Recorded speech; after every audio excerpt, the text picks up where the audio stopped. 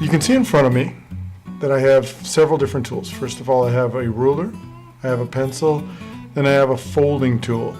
A good folding tool is important for working with paper so it doesn't leave any stray marks and it doesn't cut or tear the paper.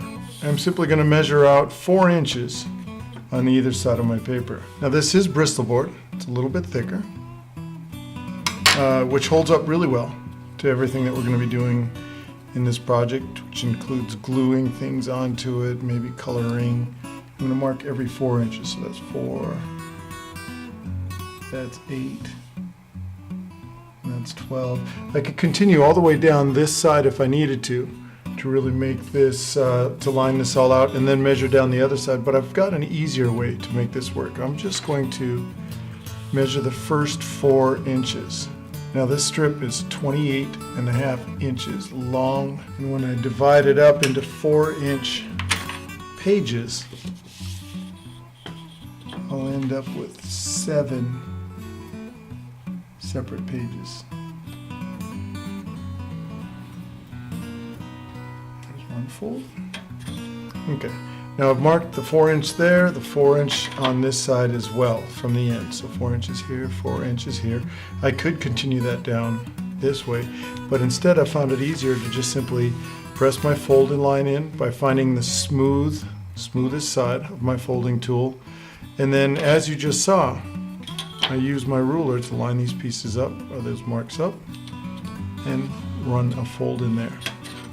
And as you can see, I do have it's the fibers of the Bristol board that are being crushed, and they're crushed right down the center there. That allows me to make a nice even fold the way through, and as you can see, my measurements were correct because the top and the bottom of my Bristol board lines up.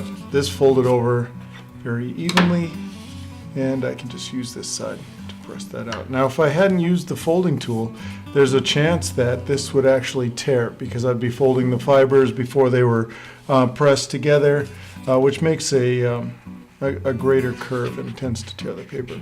But now the rest is easy because I can just use this edge for the next one. Once again, I'm going to feel for the smoothest side of my folding tool.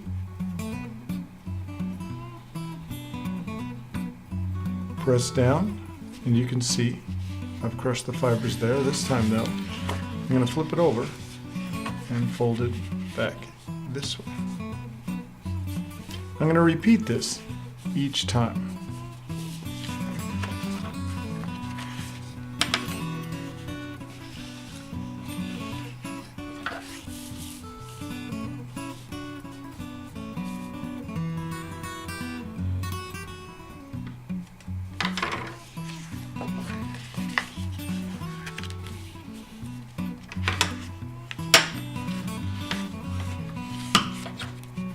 Now it's a good idea, each time you do this, when you start to press the paper flat, start from the center.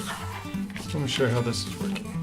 Start from the center this way, making sure that both top and bottom are lined up. And even if it's slightly crooked, even if the line is slightly off, it'll still press out evenly all the way to the outside edges. Once again, starting from the center. My way out to the outside edges, and I have my last